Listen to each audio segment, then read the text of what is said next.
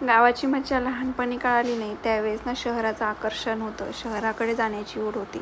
पण आत्ताशी गावाची किंमत कळते. आपलं गावातलं घर, गाई, म्हशी, गोठा हे सगळं कळते. आज आले होते बहिणीच्या घरी, तिच्या सासरी. तिथे त्यांच्या परसबागेत खूप छान चिक्कूची झाडं, पेरूची झाडं, सगळं मस्तपैकी एकदम सगळं घरामध्ये लागणारं साहित्य होतं. म्हणजे भाजीपाला वगैरे सगळं काही होतं.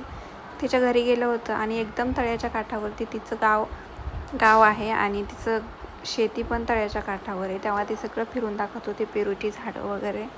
गेलो तर तसं आम्ही अचानकच होतो. तिने सगळं फिरून दाखवलं. शेतकरीच आहे पण एक नंबर शेती आहे. मला तर खूप जास्त आवडती. आणि त्यांची ही 2 बैलं होते, नारळीचं झाड वगैरे. तिची छोटीशी मुलगी. आम्ही सगळेजणी गेलो तिथं शेततळं पाहायला.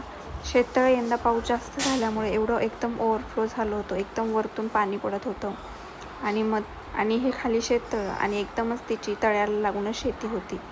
4ही महिने पाण्याचा अजिबात अभावच नसतो त्यांच्याकडे. म्हणजे अगदी वर्षभर म्हणलं तरी उन्हाळ्यात पण. त्यानंतर ना इथं लिंबुणीचा बाग पण होता आणि त्याला एवढी भरभरून लिंब आलेली होती.